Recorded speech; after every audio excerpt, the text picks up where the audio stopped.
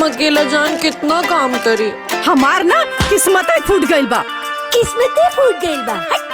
ऊपर से सासू माँ के किट दिन रात चलेला, काम कर कर के थक गइल बानी जी। खुशी सिर्फ और सिर्फ परिवार से मिलेला, जौन तोरा पास बा वो हमरा पास नइखे। ना, जिंदगी में पैसा बा ना तो सब कुछ बा, सब कुछ। तू भौजी का ना जाना तारा का, उनका कुल सुख सुविधा चाहिए। हमार सहेली मीरा हमरा के शॉपिंग करे ले गई। ये देखी ना कि जितना होके उतने में खुश रहल सीखा। दूसरा के सेनूर देख के अपन ललार ना फोड़े के चाहिए। मनुआइला के राजा कालेबा, मनुआइला के राजा कालेबा। एक गृहिणी होवे के नाते ई घर चलावे की जिम्मेदारी हमसे ज्यादा तोहार है। हे भगवान, हम तो भगवान से यही मनाई कि तोहरा जैसे मस्त जिंदगी दे दे बस। तोहार सहेली जो तोहरा ऊपर खर्च कर रहल बिया ना, एक दिन ऐसन कीमत ना वसूले कि जौना का भुगतान तू जिंदगी भर ना भर पावा। ठीक है, कुछ दिन खातिर तू हमार जिंदगी शादीशुदा वाली जी के देखा, और हम तोहार मंजूर बा। चल हट।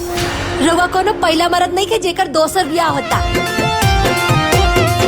तू ना वो चढ़ना जिंदगी हो जाई जो हरिया हो, दूधू में हरिया राखब। तुम्हारी अमीर बने के सपना एक दिन हमनी के सड़क पे लाके रखी। अरे राज भोगी हो कंचन चरिहा, खूब मजा मरिहा हो।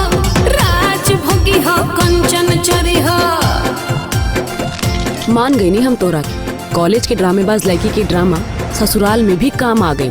ज्यादा दिन नहीं है उनके पास, उनकी जो भी इच्छाएं हैं उसे पूरी कीजिए। तू जैसा चाहबू वैसा हम करब।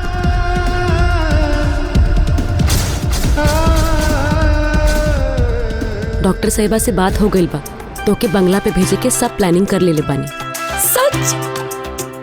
बंगला, गाड़ी, नौकर चाकर सब तोहार। हरी छोटा सा घर, हरी परिवार हमार। अपन बच्चा और अपन पति के छोड़ के हम कहीं ना जाए।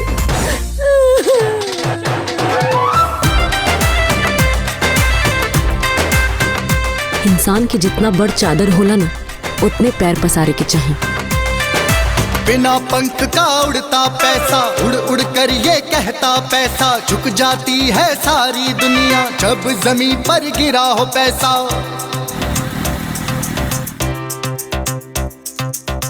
आपने तो अपने पति को गुमराह करके रखा है। हाँ, ये सब तो हमार बाया हाथ के काम रहे, बाया हाथ के। हमसे हमार पति, हमार परिवार केहू न छीन सकेला।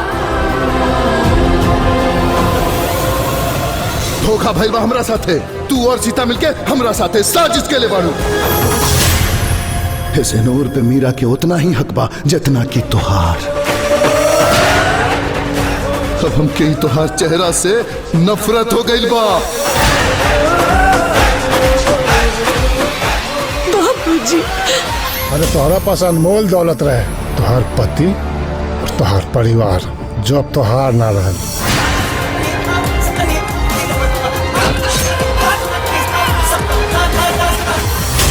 हमार मांग के सिंदूर, हमार उतरन पहन के तो सुहागन बन गई लो, और अब विधवा।